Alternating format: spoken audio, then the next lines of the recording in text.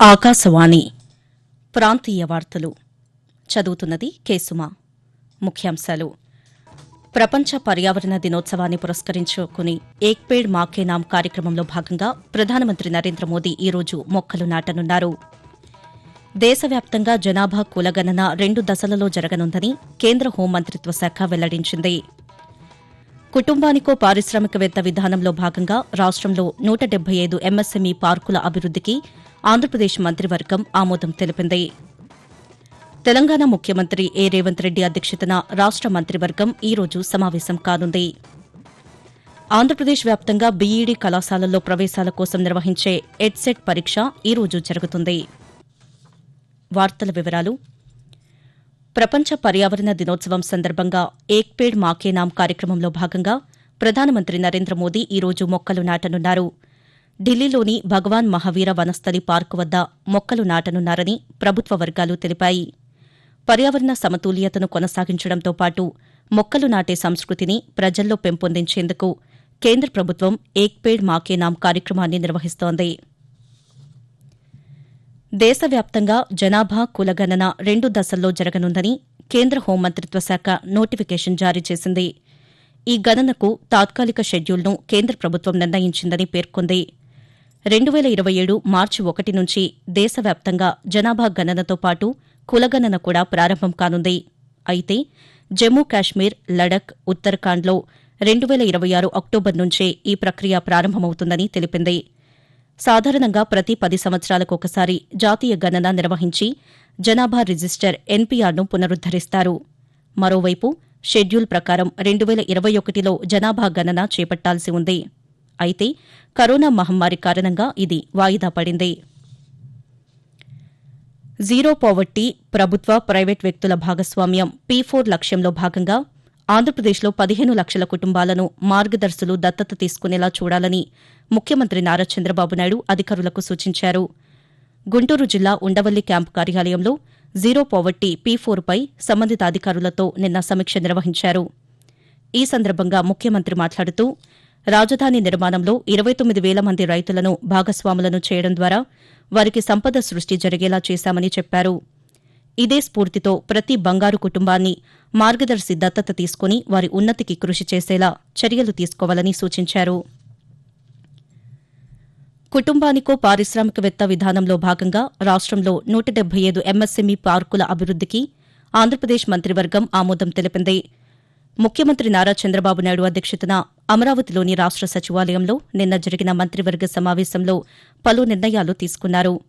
ఆ వివరాలను సమాచార ప్రజా సంబంధాల శాఖ మంత్రి కొలుసు పార్థసారథి పాతికేయులకు వెల్లడిస్తూ అంతర్జాతీయ యోగా దినోత్సవానికి ప్రపంచ రికార్డు నెలకొల్పే దిశలో చేపట్టే పనులకు వివిధ శాఖలు పిలిచిన టెండర్లకు మంత్రివర్గం ఆమోదం తెలిపిందని చెప్పారు.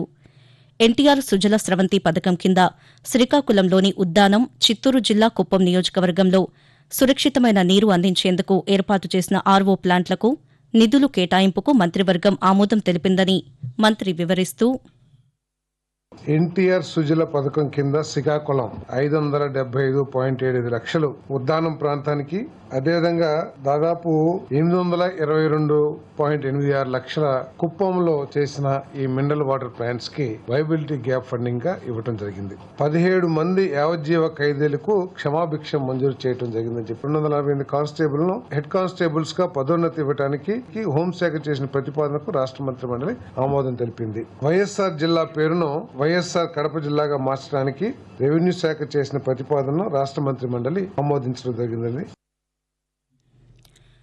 తెలంగాణ ముఖ్యమంత్రి రేవంత్ రెడ్డి అధ్యక్షతన రాష్ట మంత్రివర్గం ఈరోజు సమావేశం కానుంది. హైదరాబాదులోని రాష్ట సచివాలయంలో జరిగే సమావేశంలో రాజీవ్ యువ వికాసం, వానాకాలంలో పంటలు, ఇందిరమ్మ ఇల్లు, భూభారతి, ధాన్యం కొనుగోళ్లతో పాటు కాళేశ్వరంపై కమిటీ ఇచ్చిన రిపోర్టుపై చర్చించే అవకాశముందని ప్రభుత్వ వర్గాలు తెలిపాయి. అలాగే స్థానిక సంస్థల ఎన్నికలు సహా పలు అంశాలపై మంత్రివర్గం చర్చించే అవకాశముందని అధికారులు తెలిపారు. ఆకాశవాణి ప్రాంతీయ వార్తలు వింటున్నారు. ఆంధ్రప్రదేశ్లో కృష్ణా జిల్లా మచిలీపట్నంలోని మంగినపూడి బీచ్ వద్ద మసూలా బీచ్ ఫెస్ట్ 2025ను రాష్ట ప్రభుత్వం ఈ రోజు నుంచి నిర్వహిస్తోంది. ఈ నెల 8వ తేదీ వరకు నిర్వహించే ఈ కార్యక్రమానికి అన్ని ఏర్పాట్లను అధికారులు పూర్తి చేశారు. సముద్రంలో కయాక్ ద్వారా ప్రయాణించే sea kayaking, heli ride, paragliding, speed boat, jet ski, bungee లాంటి క్రీడలను కూడా ఏర్పాటు చేశామని వివరించారు. ఈ క్రీడల్లో దాదాపు 2,000 మంది జాతీయ స్థాయి క్రీడాకారులు పాల్గొననున్నారు. ఈ సందర్భంగా మసూలా బీచ్ ఫెస్ట్ పర్యవేక్షణ అధికారి సాయిబాబు పాత్రికేయులతో మాట్లాడుతూ చారిత్రాత్మకమైనటువంటి ఈ బీచ్ ని డెఫినెట్ గా టూరిజం స్పాట్ చేయాలి. ఈ బీచ్ ఫెస్టివల్ లో నేషనల్ లెవెల్ లో బీచ్ కబడ్డీ ఒకటి కండక్ట్ చేయబోతున్నాం. దీనికి 28 రాష్ట్రాల నుంచి మెన్ అండ్ ఉమెన్ ప్లేయర్స్ వస్తున్నారు. వాటర్ స్పోర్ట్స్ ను కూడా ఇక్కడ మనం నేషనల్ లెవెల్ లో కండక్ట్ చేయబోతున్నాం. ఆల్రెడీ వెస్ట్ బెంగాల్ నుంచి, బీహార్ నుంచి, కర్ణాటక నుంచి, మహారాష్ట్ర నుంచి కూడా ప్లేయర్స్ కూడా ఆల్రెడీ ఇక్కడికి రీచ్ అయి ఉన్నారు. బీచ్ వాలీబాల్ ను కూడా కండక్ట్ చేస్తున్నాం. కల్చరల్ యాక్టివిటీస్ ను కూడా ఇక్కడ లోకల్ టాలెంట్ కానీ స్టేట్ లెవెల్ లో ఉన్నటువంటి కళాకారుల్ని కూచిపూడి కావచ్చు, ఫోక్ డాన్స్ కావచ్చు, అనేక నృత్య బృందాలతో కూడా ఇక్కడ స్టేజ్ పర్ఫార్మెన్స్ కూడా ఇవ్వడం జరుగుతుంది. ఆంధ్రప్రదేశ్ వ్యాప్తంగా బీఈడీ కళాశాలల్లో ప్రవేశాల కోసం నిర్వహించే ఎడ్సెట్ పరీక్ష ఈ రోజు జరుగుతుంది.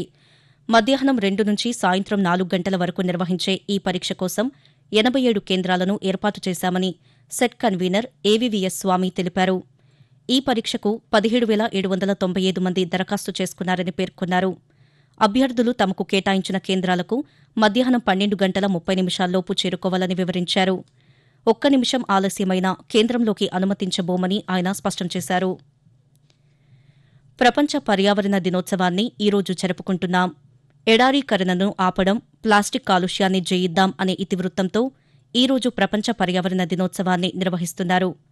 ప్రకృతిని పరిరక్షించవలసిన ఆవశ్యకత పట్ల ప్రజల్లో అవగాహన కల్పించే ఉద్దేశంతో ఐక్యరాజ్యసమితి పిలుపు మేరకు ప్రతి ఏటా జూన్ 5వ తేదీన ఈ కార్యక్రమం జరుగుతోంది. విచక్షణారహితంగా అడవుల నరికివేత, వాహనాలను, ప్లాస్టిక్ను ఇబ్బడి ముబ్బడిగా వినియోగించడం, పంట భూముల్లో ఎరువుల వాడకం, చెట్ల పెంపకం విషయంలో నిర్లక్ష్యం వహించడం వంటి కారణాల వల్ల వాతావరణం కలుషితమై పర్యావరణ సమతూకం దెబ్బతింటోందని పర్యావరణవేత్తలు ఆందోళన వ్యక్తం చేస్తున్నారు. ప్రతి ఒక్కరూ చెట్లను విరివిగా పెంచి, వాహనాలను, విద్యుత్ను పరిమితంగా వినియోగించి ప్లాస్టిక్ వాడకాన్ని అరికట్టాలని, ఈ దిశగా అందరూ ఉద్యమించాలని పర్యావరణవేత్తలు సూచిస్తున్నారు. కాగా పర్యావరణ దినోత్సవాన్ని పురస్కరించుకుని ఆంధ్రప్రదేశ్ ప్రభుత్వం ఈరోజు రాష్ట్ర వ్యాప్తంగా వన మహోత్సవాన్ని నిర్వహిస్తుంది. తెలంగాణలో ఉపాధ్యాయ అర్హత పరీక్ష టెట్ 2025 షెడ్యూల్ పాఠశాల విద్యాశాఖ విడుదల చేసింది. ఈ నెల 18 నుంచి 30వ తేదీ వరకు పరీక్షలను నిర్వహించనున్నట్లు తెలిపింది. 9 రోజుల పాటు 2 విడతల్లో పరీక్షలు జరగనున్నాయి. ఉదయం 9 గంటల నుంచి 11 గంటల 30 నిమిషాల వరకు, మధ్యాహ్నం 2 గంటల నుంచి 4 గంటల 30 నిమిషాల వరకు పరీక్షలు నిర్వహిస్తారు. ఈ నెల 9వ తేదీ నుంచి హాల్ టికెట్లు డౌన్లోడ్ చేసుకోవచ్చని విద్యాశాఖ తెలిపింది. కాగా ఈసారి టెట్ పరీక్షకు 1,83,653 మంది అభ్యర్థులు దరఖాస్తు చేసుకున్నారు. Indian Premier League IPL 2025 trophy గెలుచుకున్న రాయల్ ఛాలెంజర్స్ బెంగళూరు జట్టు విజయోత్సవాలలో నిన్న జరిగిన తొక్కిసలాటలో 11 మంది మృతి చెందారు. మరో 33 మందికి తీవ్ర గాయాలయ్యాయి. బెంగళూరులోని చిన్నస్వామి స్టేడియం వద్ద ఈ ఘటన చోటు చేసుకుంది. ఈ ప్రమాదంపై ప్రధానమంత్రి నరేంద్ర మోదీ, ఆంధ్రప్రదేశ్ ముఖ్యమంత్రి నారా చంద్రబాబు నాయుడు, ఉప ముఖ్యమంత్రి కె పవన్ కళ్యాణ్ విచారం వ్యక్తం చేశారు. కాగా మృతి చెందిన వారికి 2 లక్షల రూపాయలు, క్షతగాత్రులకు 50,000 రూపాయల పరిహారాన్ని ప్రధానమంత్రి వెల్లడించారు.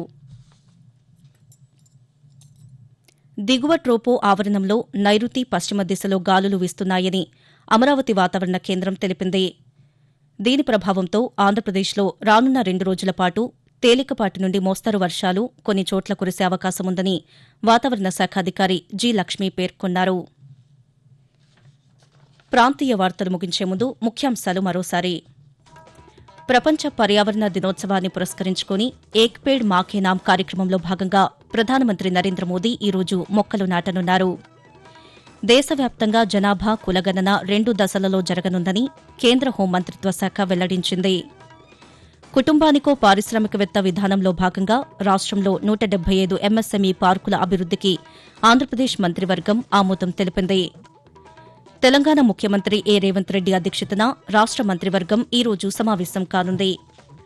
ఆకాశవాణి ప్రాంతీయ వార్తలు ఇంతటితో సమాప్తం. తిరిగి 7 గంటల 5 నిమిషాలకు జాతీయ వార్తలు వింటారు.